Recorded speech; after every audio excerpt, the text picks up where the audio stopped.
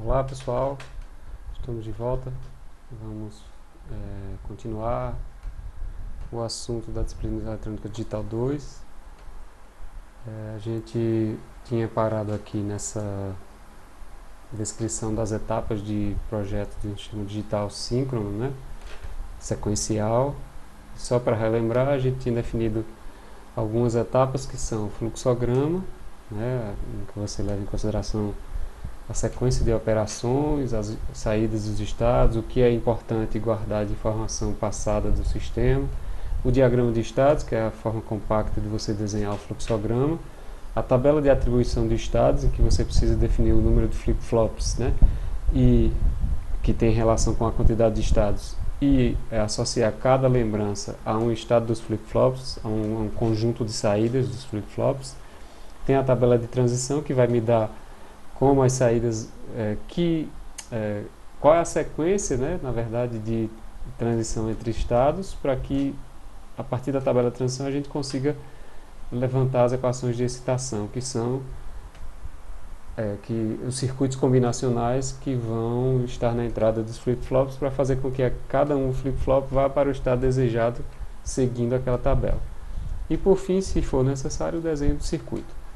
Então a gente vai continuar com nossos exemplos, e o segundo exemplo que eu vou mostrar é um contador de módulo 4, igual ao contador que a gente tinha feito anteriormente. Tem módulo 4, isso quer dizer que eu tenho 4 estados possíveis, 0, 1, 2, 3, só que agora eu vou ter um terminal de controle, uma entrada de controle no meu contador, e essa entrada de controle vai permitir com que a contagem seja feita no sentido direto e no sentido inverso. Então, se m for igual a 1, como está no slide aqui, ó, essa entrada é binária, então quando m for igual a 1, a contagem é direta, 0, 1, 2, 3, 0, 1, 2, 3, 0, 1, 2, 3 e assim sucessivamente. E se m for igual a 0, a contagem é no sentido inverso, então 0, 3, 2, 1, 0, 3, 2, 1 e assim sucessivamente enquanto m for igual a 0. Bom,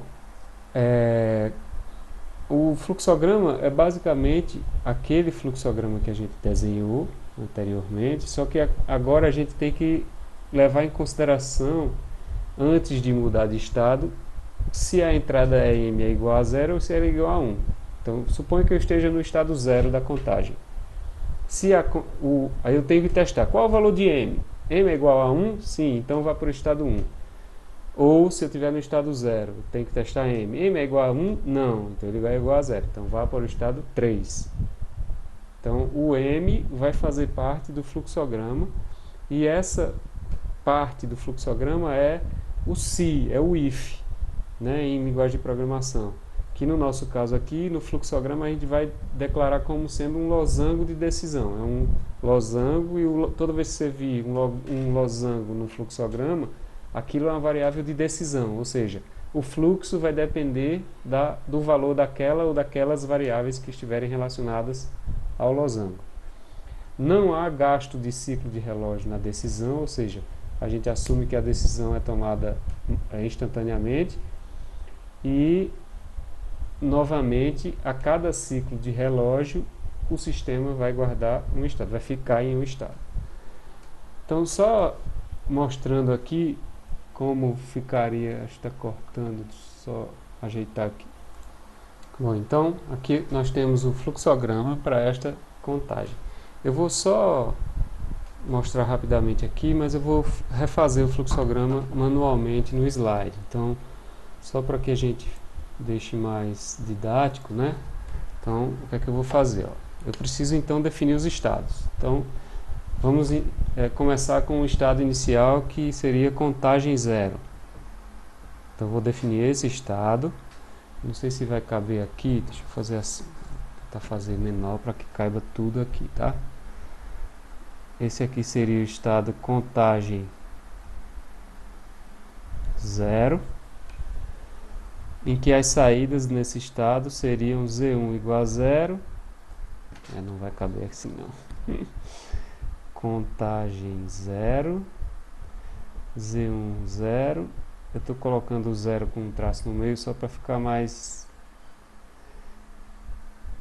Novamente, eu vou ter duas saídas, né, relacionadas às contagens. Então, o estado 0 representa um sistema quando as saídas são Z1 e Z2 iguais a zero.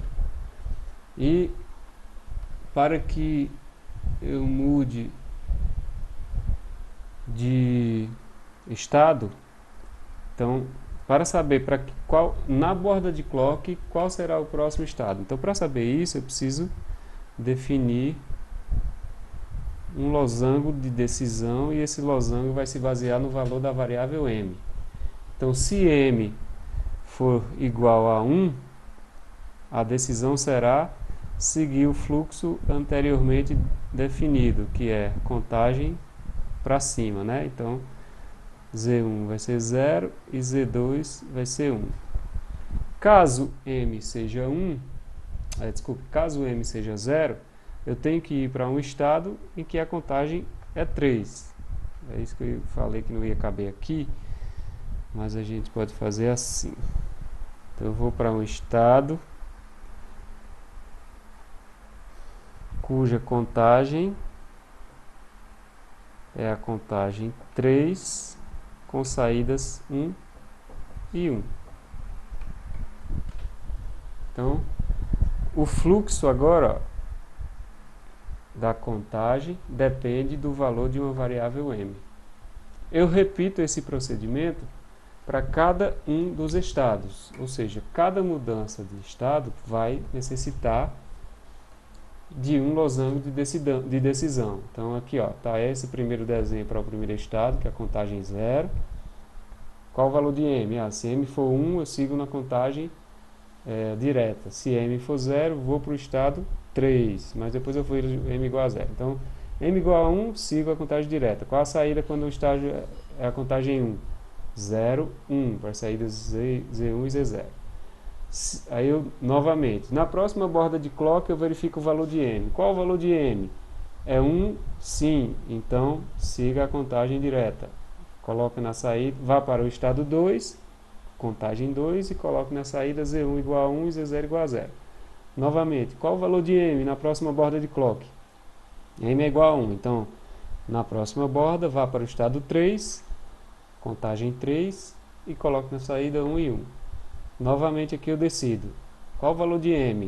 O valor de m é 1. Então, na próxima borda, volta para o estado inicial, que é a autorreciclagem, né? Volta para a contagem inicial e assim permanece enquanto m for igual a 1. Se m for igual a 0, no primeiro estado, eu estou no estado 0 e m é igual a 0, eu pulo para o estado 3 e testo novamente. M é igual a 0? Sim. Então, vá para o estado 2. M é igual a 0? Sim. Então, na borda de clock, vai para o estado 1. M é igual a 0? Sim. Então, na próxima borda, vai para o estado 0. E assim permanece enquanto M for igual a 0. Então, veja que a gente inseriu agora um critério de decisão da direção da contagem. E isso foi provocado por meio de uma variável externa. Se eu fosse colocar no diagrama o meu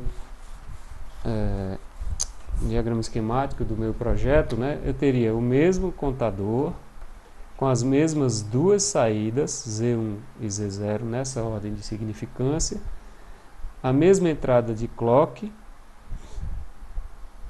que seria um sinal periódico, e aqui eu teria uma segunda entrada M. Essa entrada M é que vai variar entre 0 e 1 quando eu quiser que o contador de módulo 4 conte para cima ou para baixo.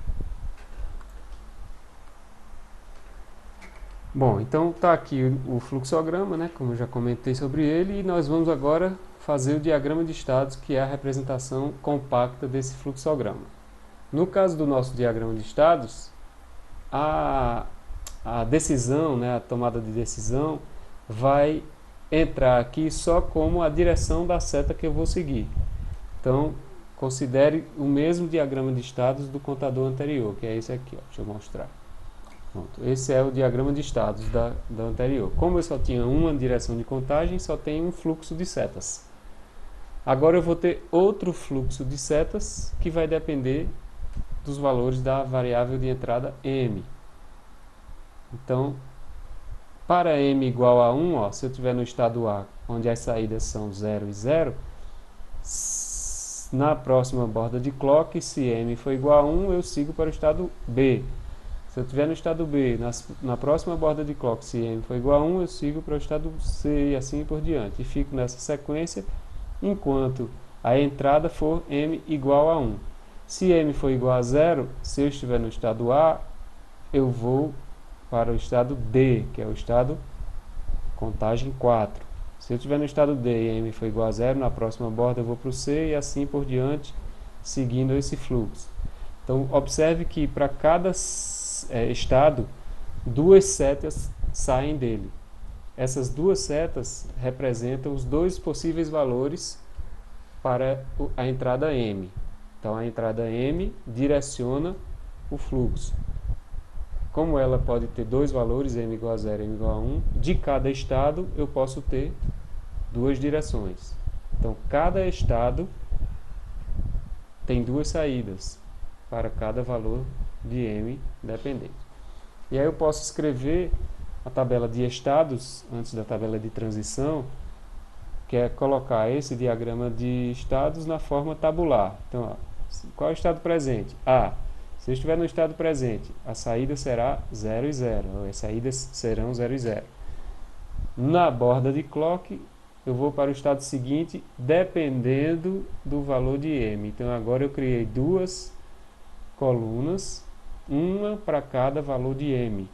Se o valor de M é 0, como está na primeira coluna, a sequência é a indireta. Então, eu vou do A para D, do D para C, do C para B e do B para A. Do A para D, B para A, C para B e D para C.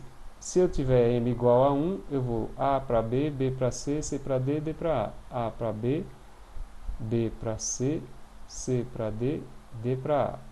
Então, o próximo estado vai depender da variável de entrada M na ocorrência da borda de clock. E observe novamente que o estado, que as saídas só dependem do estado presente, do estado atual. Eu posso então fazer a atribuição desses estados considerando a quantidade de estados e o número de flip-flops para representar cada estado. Então, se eu tenho 4 estados, eu preciso de 2 flip-flops, porque 2 flip-flops vão me fornecer 2 bits e eu represento 4 distintos elementos com 2 bits, 2 elevado ao quadrado. Então, eu preciso de 2 flip-flops que eu vou chamar de Q1 e Q0. Os valores de Q1 e Q0, então, ó, eu vou usar a tabela de atribuição a natural que eu falei anteriormente. O estado 0, ou estado A, eu vou representar como 0, 0. O estado B como 0, 1. O estado C como 1, 0. O estado D como 1, 1. Seguindo a lógica natural da sequência. Além disso, eu não preciso usar nenhum decodificador para a saída. Ou seja, o que estiver no estado vai ser a saída do sistema. Né? Só colocar as saídas dos flip-flops para serem as saídas do sistema. Então, fazendo essa atribuição, resulta nesse diagrama que é obtido apenas substituindo o nome do estado aqui pelos valores das saídas dos flip-flops. Q1 e Q0 barra Z1 e Z0, onde Q1 e Q0 são o estado e Z1 e Z0 as saídas para aquele estado.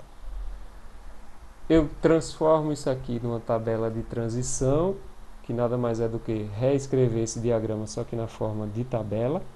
Então, eu tenho no estado presente, se eu estiver no estado 0, 0, a saída será 0, 0.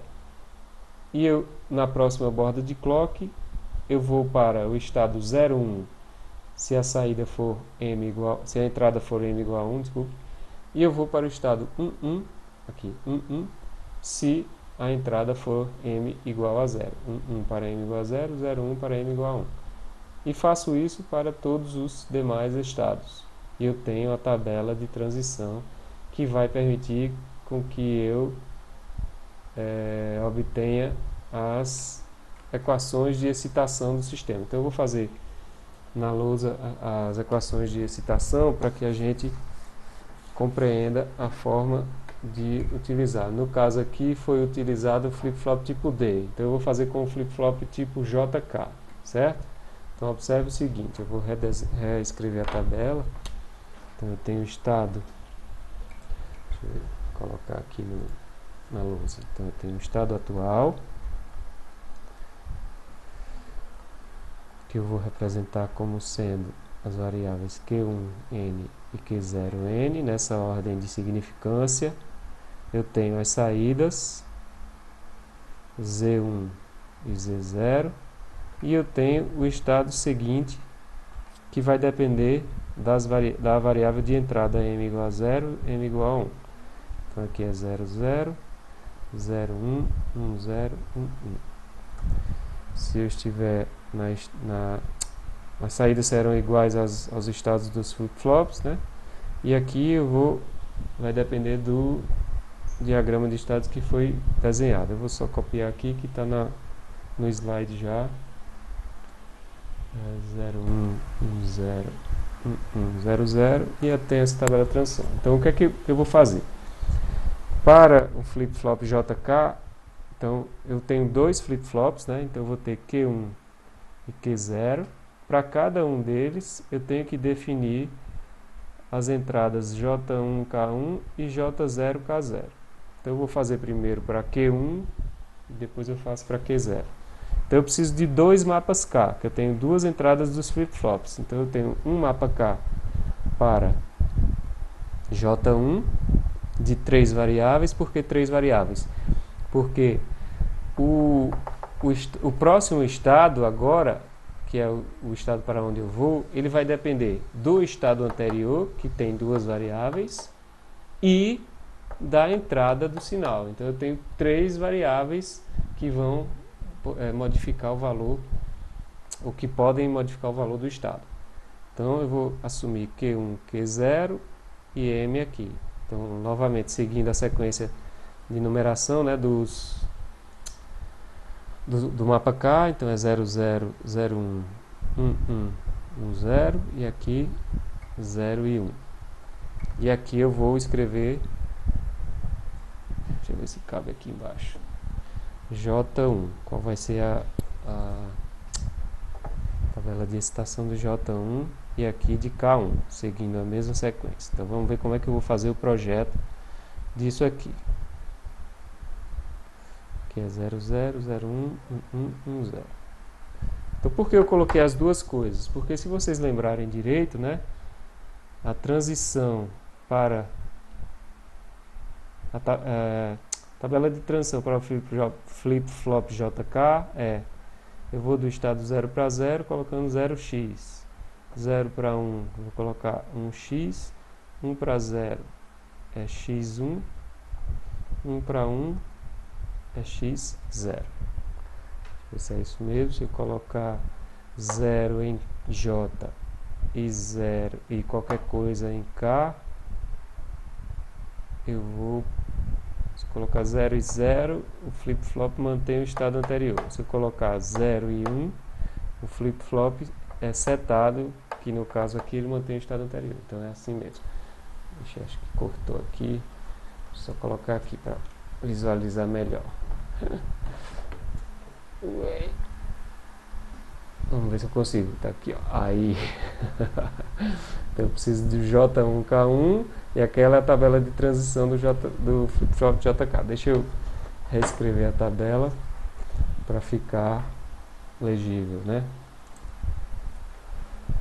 Pronto. Então tá aqui reescrita. Agora a gente vai preencher os mapas K. Então como é que eu vou fazer? Como eu estou preocupado com o flip-flop Q1, eu vou então me preocupar com as entradas ou com os valores de Q1 aqui na tabela. Então, primeira coisa, eu vou olhar a quadrícula. A primeira quadrícula eu estou no estado 0, 0 com a entrada 0.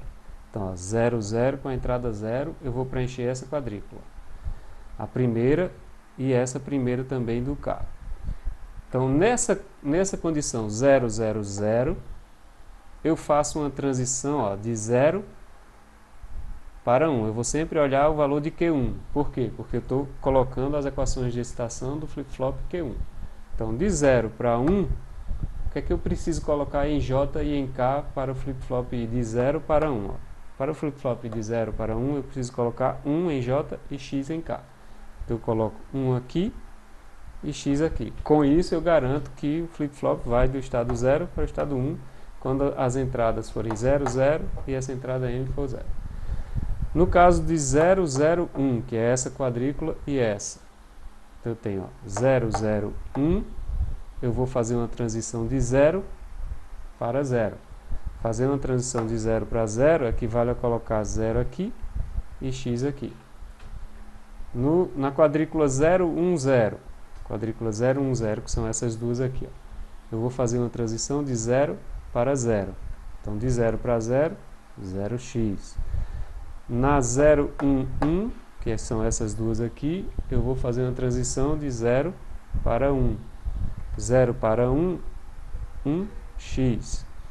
Agora a quadrícula 1, 0, 0, que é essa aqui, ó, quadrícula 1, 0, 0. 1 para 0. 1 para 0, x em J, 1 em K. E 1, 0, 1, que são essas duas quadrículas, essas daqui, eu vou fazer uma transição de 1 para 1. X em J e 0 em K.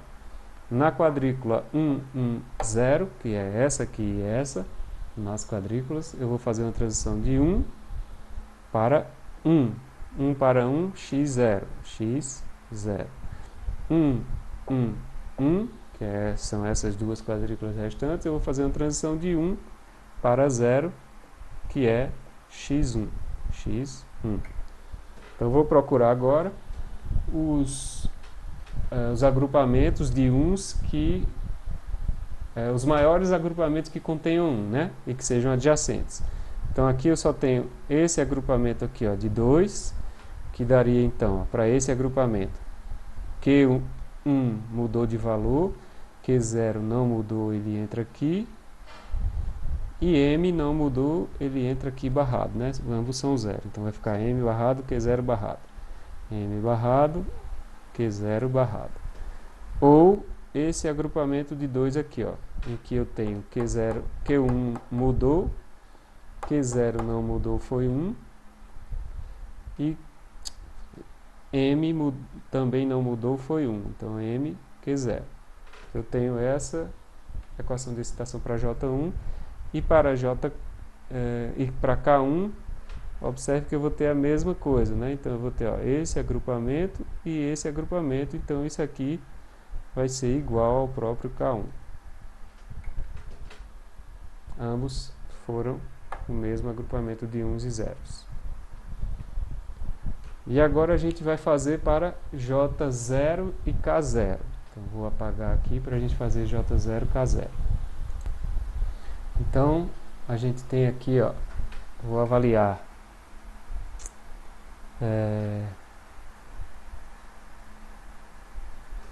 eu vou avaliar agora o flip-flop Q0. Então, como é que eu avalio o flip-flop? Eu vou considerar novamente a quadrícula 0, 0, 0.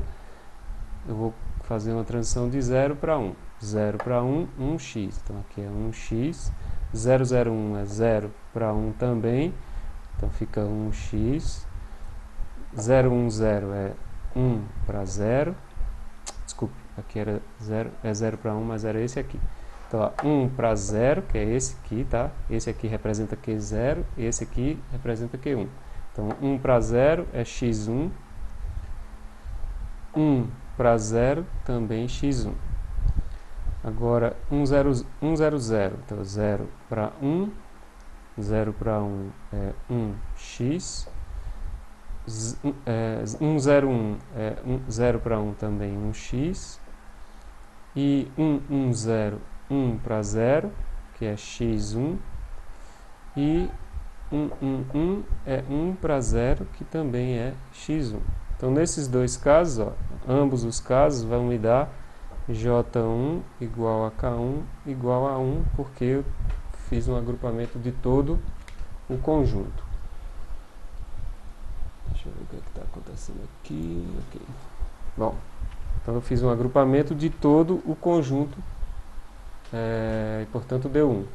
Então essas duas foram as duas equações de excitação quando eu utilizo um flip-flop JK, certo? No caso aqui do slide, deixa eu mostrar aqui, no caso do slide, eu tinha feito com flip-flop D novamente. Então, no caso do flip-flop D, as equações de excitação foram distintas, obviamente. Observe que flip-flop D só tem uma entrada, então eu aumento a quantidade de circuitos combinacionais. Eu diminuo a quantidade de equações, ou seja, eu só preciso fazer 2 mapas K para Q1 e Q0, mas isso influencia no aumento da quantidade da equação, das equações, tá? E também o que eu esqueci de mostrar aqui é que as saídas Z1 e Z0, ó, que a gente já tinha definido, são iguais a Q1 e Q0 respectivamente. Então nesse caso aí, ó, usando o flip-flop tipo D, não o JK, tá? Porque se fosse o JK, aqui teria que ter duas entradas, J1 e K1, com as suas respectivas equações de excitação que são dadas pela lógica, né? Essa lógica aqui representa a equação de excitação que a gente obtém usando os mapas K. Mas para esse slide que eu fiz com o flip-flop tipo D, aqui tem um detalhe que eu vou falar. Ó. O flip-flop tipo D é mais fácil de obter, por quê? Você preenche as quadrículas com o valor de destino. Então, ó, você teria para a quadrícula 0, 0, 0 é o próprio 1 para Q0, é 1 e 1, tanto para D1 quanto para D0. Ó. 1 aqui e 1 aqui, que é D0 e D1.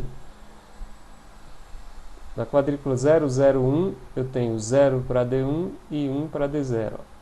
0 para D1 e 1 para D0. Então fica mais fácil de você preencher, porque é só colocar o estado seguinte, que vai ser o estado que você quer que o flip-flop tenha quando aquelas entradas forem satisfeitas.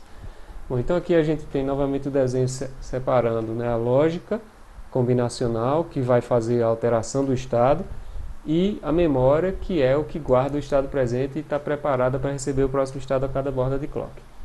Então, só relembrando, né? Aqui agora eu vou ter uma entrada externa, essa entrada externa ela vai entrar, veja que ela entra para modificar a lógica combinacional necessária para alterar os estados. Mas ela não tem conexão direta, observe em detalhe aqui, ó, a entrada M não tem uma conexão direta com as saídas Z1 e Z0, certo? Isso é uma característica deste tipo de circuito que eu vou mostrar mais para frente. Então a entrada M só altera a lógica do estado seguinte, ou seja, as saídas independem diretamente da entrada M. As saídas só dependem do estado atual. Ok? E o estado atual, ou seja, e o próximo estado dos flip-flops dependem da entrada e do estado atual. Isso faz com que altere o estado seguinte. Mas as saídas só dependem dos estados presentes do sistema.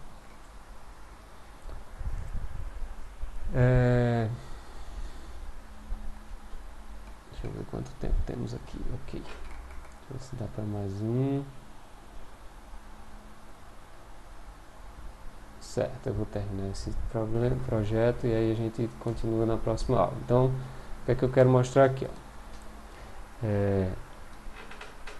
Eu posso generalizar esse problema que eu mostrei com uma entrada para o caso em que eu tenho uma entrada X e uma saída Z, né? O que eu quero mostrar aqui é que existe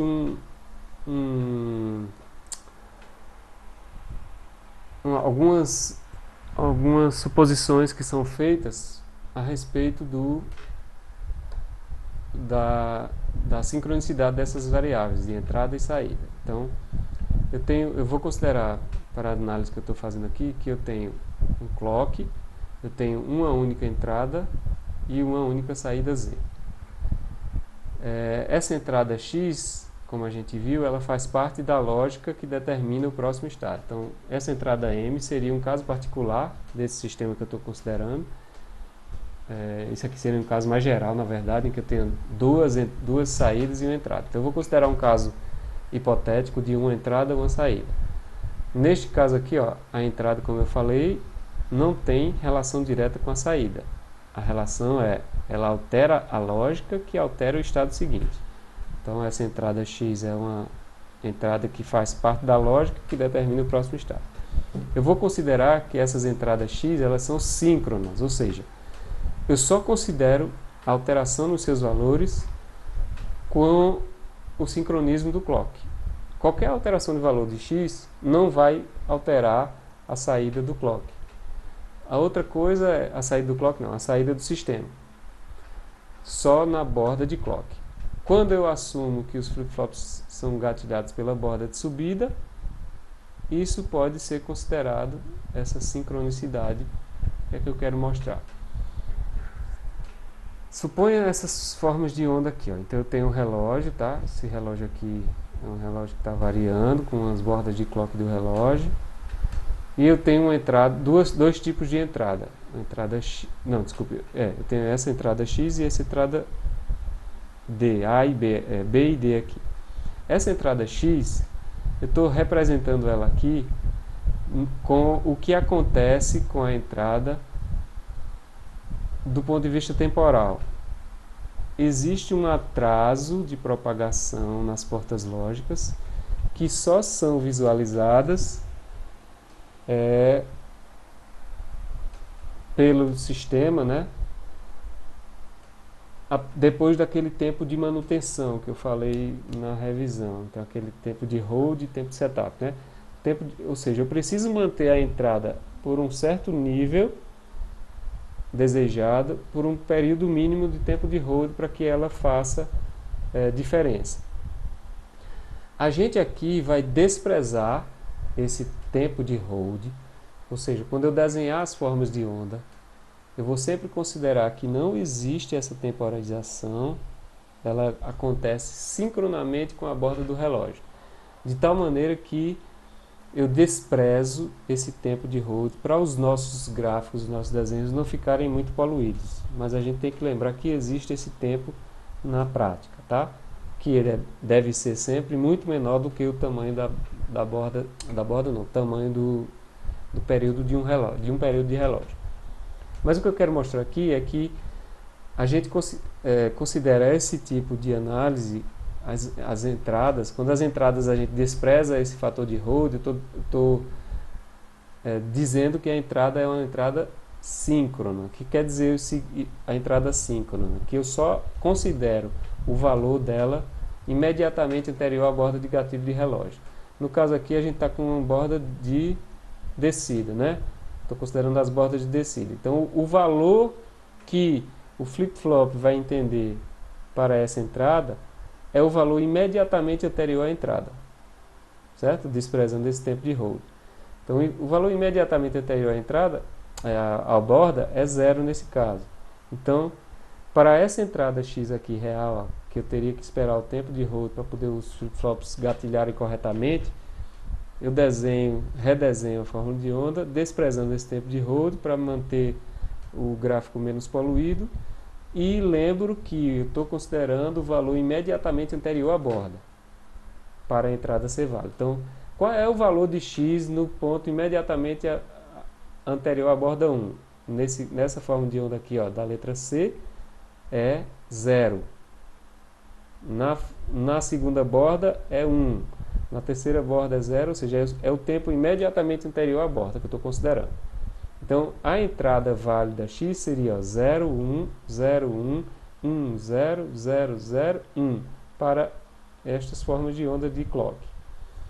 Se eu tivesse uma outra entrada, como mostrado aqui embaixo, ó, essa entrada daqui de baixo, veja que ela varia no período, dentro de um período de cada período de clock. No entanto, a borda imediatamente anterior a essa borda de clock é exatamente o mesmo valor, tem o mesmo valor, a variável, que essa variável de cima. Então essas duas entradas, se eu colocasse em um sistema síncrono, com entradas síncronas, elas seriam não diferenciáveis, não distinguíveis. Essa entrada seria exatamente igual a essa, que seria igual a 0, 1, 0, 1, 1, 0, 0, 1. Quando eu não tenho entradas síncronas, ou seja, quando a entrada não é síncrona com o relógio, só me interessa os valores daquela entrada, independente da condição tempo. Então, se essa entrada X fosse assíncrona, ou seja, desprezasse o relógio, essa entrada seria 01, 01, 01, diferente de 01, 01, 1, 0, 0, 0, 1, ou seja, a entrada síncrona considera cada borda de relógio um novo valor. A entrada assíncrona despreza os valores de relógio. Então, a partir de agora, o que a gente vai trabalhar aqui é com entradas síncronas, que o seu valor é considerado no instante imediatamente anterior à borda. Bom, pensando nisso então, a gente vai mostrar o problema de um projeto de circuito sequencial. Deixa eu só desenhar aqui o que eu quero fazer, para sempre ficar claro o que é que a gente vai fazer. Bom, o que é que eu quero fazer? A gente definiu uma sequência de projeto, né? Uma sequência de etapas, e eu vou seguir essa sequência de etapas para projetar um novo sistema. Esse novo sistema, ele é uma caixa preta, né? Vou desenhar a caixa preta, que tem uma entrada externa X, que tem uma entrada de clock e que tem como saída uma única saída Z. Eu quero projetar um sistema sequencial com estas entradas e saídas. A entrada X, que é uma entrada síncrona, ou seja, eu considero os valores dela sempre anteriores à borda. Uma entrada de clock, que é a entrada de relógio. E a saída Z, que vai ser 1 em alguma ocasião, que a gente vai dizer agora no projeto. Bom, essa saída Z, ela vai ser 1 sempre que a entrada X for 1 durante 3 ou mais intervalos de relógio sucessivos. Então veja, o que é que eu quero fazer? Eu quero detectar uma sequência. Eu quero projetar um circuito sequencial que esteja recebendo bits e toda vez que ela receber 3 ou mais bits 1 em intervalos sucessivos de relógio, a saída vai para 1. Ou seja, toda vez que eu receber 1, 1, 1, eu quero gerar um 1 na saída. Então aqui no desenho está uma possível saída para uma possível entrada. Então, por exemplo, na primeira borda de relógio, quando eu tiver x igual a 0, eu tive a primeira borda. Eu não tenho como informar qual vai ser a saída, porque eu não sei quanto eu tive nas três bordas de relógio anteriores. Então é sempre pensando nas bordas anteriores, tá? Na segunda borda de relógio, como a anterior foi 0, esse 0 aqui quebrou qualquer possível sequência de 3 1s, então a saída vai ser 0, porque não houve 3 zeros anteriormente à borda 2. Na borda 3, a saída será 0, porque nas 3 bordas anteriores houve pelo menos um 0, e portanto eu não tive 3 1s sequenciais. Na borda 4 vai ser 0, porque esse 0 das 3 anteriores continua quebrando a sequência válida. Na borda 5, continua 0, porque eu tive um outro 0 aqui para considerar os 3 anteriores. 1, 1, 0. Então esse 0 quebrou a sequência e a saída é 0. Na borda 6, o 0 do 4 continua influenciando. Na borda 7, o 0 do 4 continua influenciando. Mas na borda 8, eu tive 1, 1, 1 nas bordas 5, 6 e 7 sequenciais. E, portanto, a saída é 1 na borda 8. Certo? Como é que eu interpreto essa figura? Ocorreu uma borda... Não, é assim, a saída é, eu não sei o que era, e ocorreu uma borda de clock. Então, a saída não, desculpa. A entrada, eu não sabia o que era, ocorreu a primeira borda de clock. A saída eu não tenho como determinar, porque eu não sei quais são as anteriores. Aí, a entrada mudou para 0. Ocorreu uma borda de clock. Quais são as 3 entradas anteriores? 0 e qualquer coisa. Então esse 0 quebrou, portanto a saída é 0. a entrada mudou para 1. Ocorreu a borda de clock 3. Então, quais são as entradas anteriores? 1, 0, qualquer coisa 0, 1. Então, quebrou a sequência. E assim sucessivamente. Então, para cada borda de clock, a saída vai ser gerada olhando sempre os 3 anteriores, nunca a saída atual. Certo? Por quê? Porque a gente está tratando de sistemas em que a saída independe diretamente da entrada. Ela depende de entradas anteriores, portanto, de uma memória. Então, veja que eu tenho que guardar uma memória de 3 bits sequenciais, fora as possíveis sequências não válidas, né? Então, eu quero projetar um circuito usando o procedimento que a gente definiu anteriormente para detectar este tipo de sequência de 3 usos. Então, a primeira coisa que a gente vai fazer é definir um fluxograma. Então, eu vou tentar desenhar o fluxograma usando a lousa para ficar um pouquinho mais óbvio, tá? Vamos ver se eu consigo aqui desenhar o fluxograma.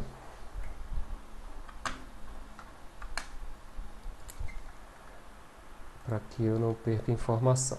Então, a primeira coisa que eu tenho que fazer é, quais são os estados que eu quero guardar? Para isso, eu defino sempre um estado inicial. O estado inicial, o mais óbvio, né, estado inicial, é um estado em que houve um 0. Aconteceu um 0 em uma sequência anterior, porque a sequência foi interrompida e a saída vai ser 0. Então, ó, eu vou definir o estado inicial como sendo... Deixa eu ver como é que eu faço melhor aqui para... tem muitos... Se eu colocar para cá, vou ter que voltar para cá. Vamos ver se eu consigo aqui.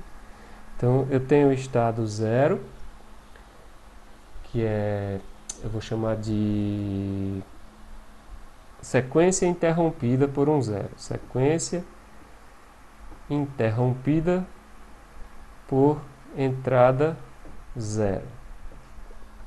Veja que o nome no fluxograma pode ser qualquer coisa. Então, eu criei um nome que é a sequência de entrada foi interrompida. Ou seja, eu recebi um 0 em qualquer um dos 3 clocks anteriores. Nesse caso, a saída Z é igual a 0. Aí eu vou para o próximo.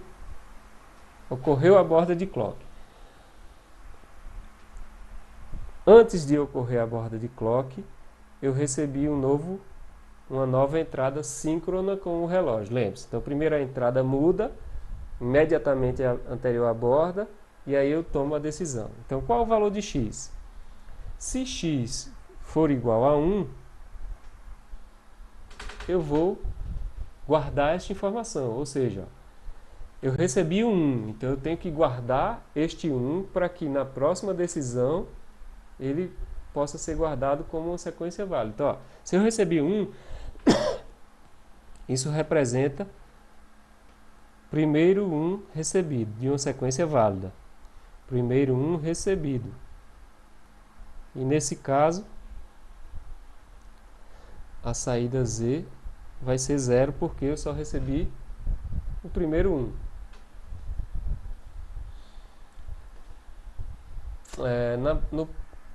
Neste ponto aqui, então, eu tomo uma nova decisão. Qual é a nova decisão? Vou fazer assim. Eu tomo uma nova decisão.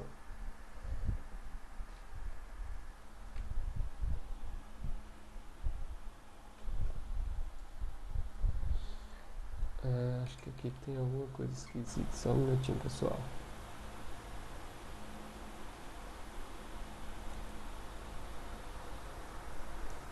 Ok, vamos lá. Então eu vou tomar a nova decisão, né? Que é um novo x foi recebido, né? Se eu recebi mais um 1, deixa eu ver como é que eu faço aqui. Aqui está errado, né? Assim não. É sempre do lado. Se eu recebi mais um 1, peraí, vou fazer assim. Se eu recebi mais um 1, ou seja, chegou mais um 1, eu tenho então o segundo 1. Eu tenho que guardar esta informação. Então, ó, segundo 1 recebido. Se eu recebi o segundo 1, eu tenho que guardar a informação. E qual vai ser a saída nesse caso? Continuar sendo 0, porque eu recebi o segundo 1, e lembre-se que o recebimento aqui é sempre nas 3 bordas anteriores. Essa é a segunda borda. Esse estado aqui seria nas 2 bordas anteriores. Aqui é 1. Aqui novamente. Qual o valor de x? Recebi um novo 1. Deixa eu ver como é que eu faço aqui. Recebi um novo 1. Então esse seria o terceiro 1. Ou seja, terceiro 1 recebido.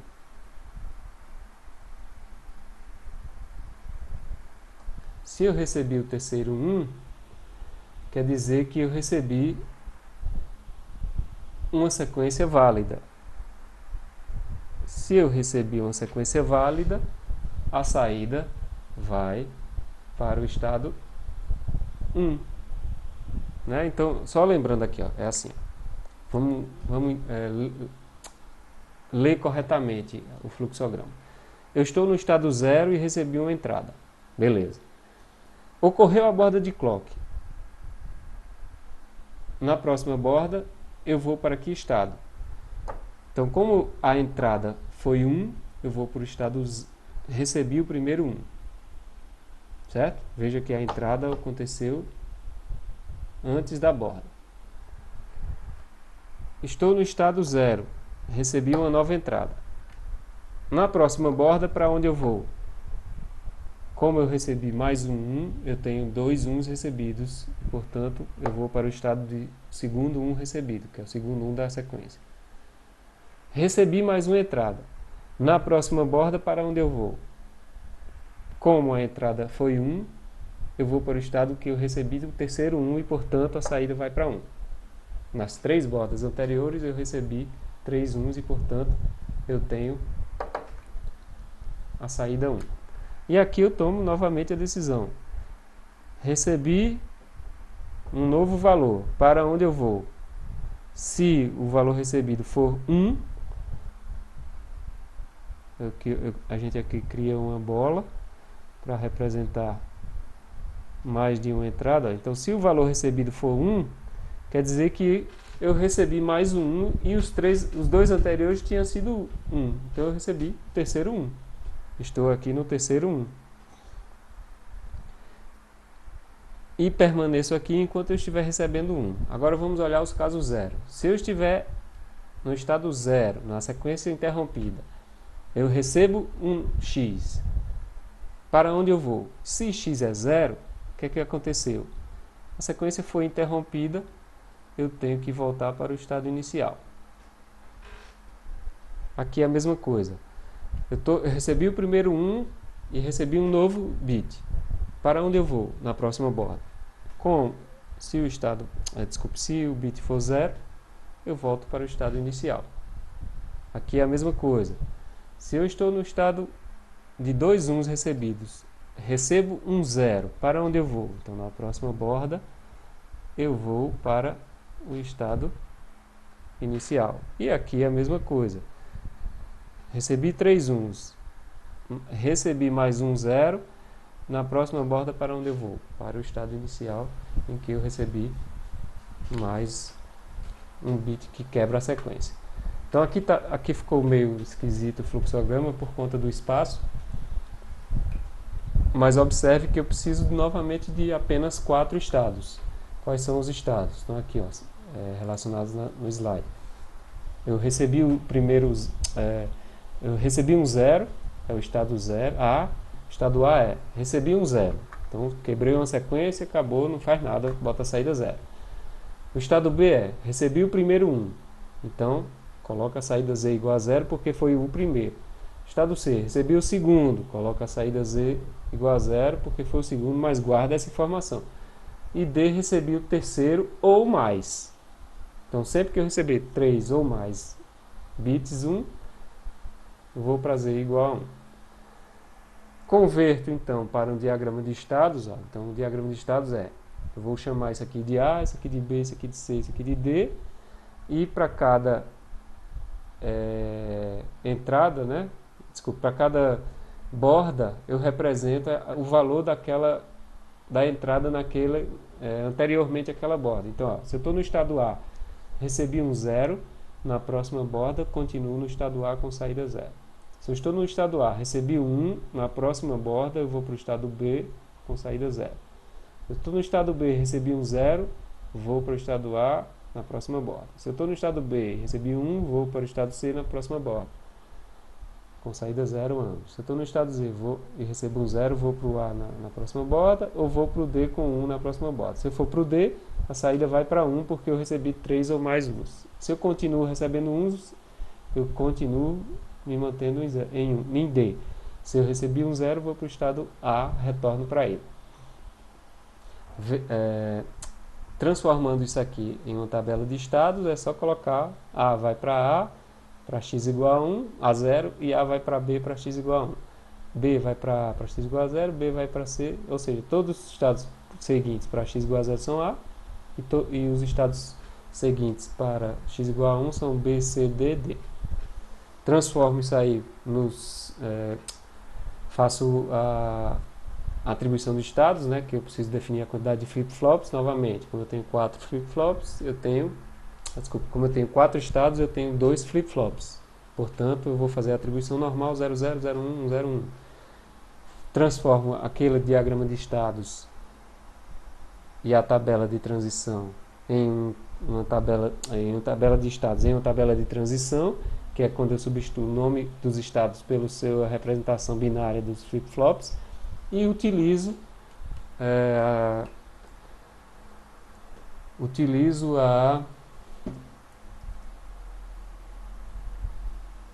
os mapas de Carnot para projetar o sistema. Deixa eu ver com que flip-flop eu fiz aqui.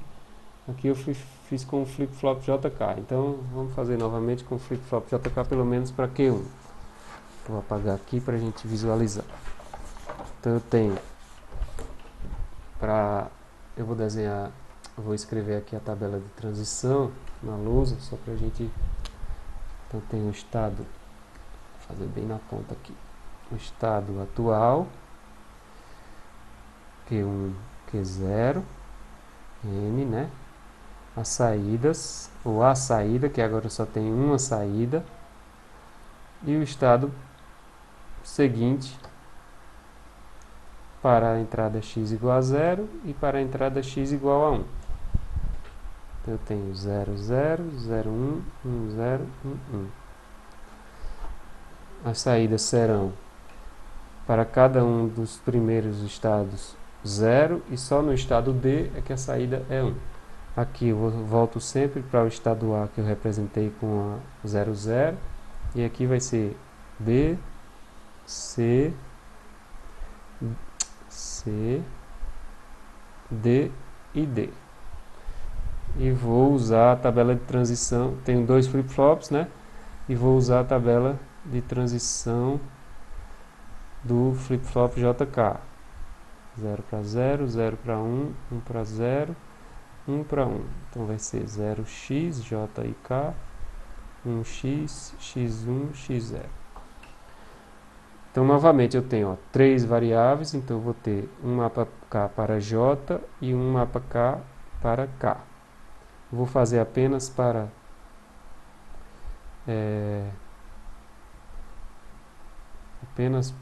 o primeiro flip-flop Q1 e vou deixar como tarefa para vocês fazerem para o segundo flip-flop.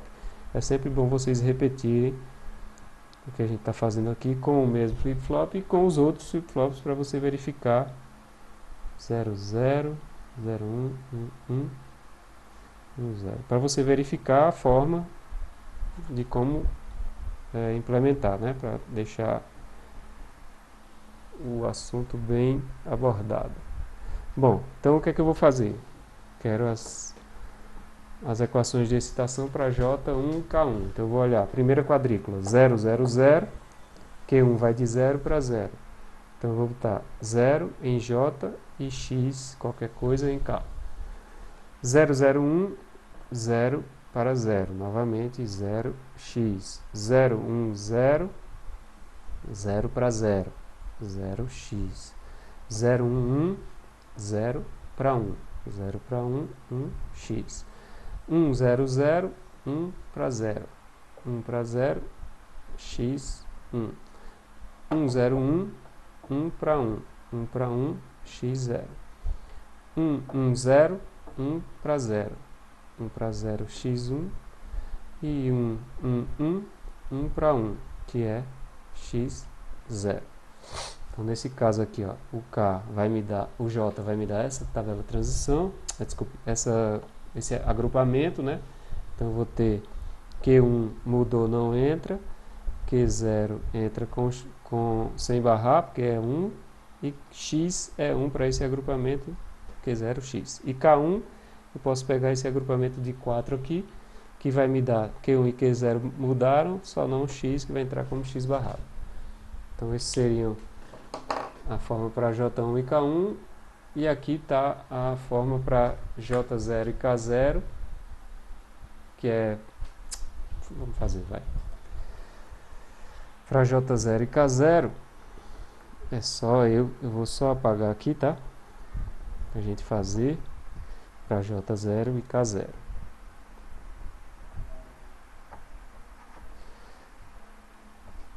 No caso de J0 e K0, eu vou considerar sempre o bit menos significativo. Então, 0 para 0, 0x.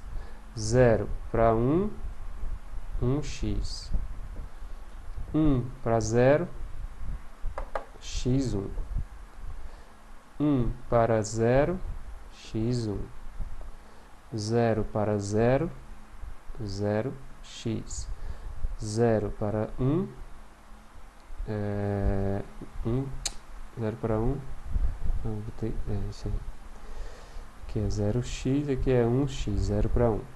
1x, 0 para 1, 1x. 1 para 0, dá x1. E 1 para 1, x0. Então, no caso aqui, eu tenho esse agrupamento de 4 e esse agrupamento de 4. E nesse aqui eu tenho esse agrupamento de 4. Então, para J vai ser o próprio x, e para K, J0, e para K0 vai ser, para esse de 4 é x barrado, e para esse de 4 é Q1 barrado. Por que Q1 barrado? Porque, para esse agrupamento aqui, Q1 não mudou de valor, é 0, Q0 mudou e x mudou. Então, só entra Q1 barrado. E aí, a gente tem o diagrama, desculpe, os valores de para J0 e K0. Aí, no caso aqui também, a gente precisa fazer o mesmo mapa K, aliás, o mesmo não, né? A gente também precisa fazer o mapa K para a saída Z. Por quê? No caso anterior, a gente tinha duas saídas que eram exatamente as saídas Q1 e Q0. Então, a gente tinha feito, no caso anterior, Z1 igual a Q1, Z0 igual a Q0. Só que agora a gente só tem uma saída Z. Então, a gente precisa observar qual é o valor da saída Z, porque depende dos estados. Ou seja, a saída Z só depende de que estado em que se encontra. Então, eu vou ter que fazer um mapa K de duas variáveis, Q1, Q0,